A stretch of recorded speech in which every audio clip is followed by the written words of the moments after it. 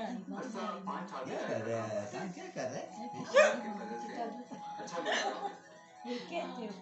तुम चिकन हम भी तुम्हें मायूस नहीं होने देंगे। आजकल किस चीज का शिकार है? इन दिनों पहाड़ी मुर्गारियों और पहाड़ी खरगोश आम है। वाह, फिर तो खूब शिकार मिलेगा इंशाल्लाह। जी बाबा, आपने हमारी कामयाबी की दुआ कर दी ताकि खूब शिकार मिले और वापस आकर हम रेशम के हाथों के बने हुए गोश्त को खूब एंजॉय करके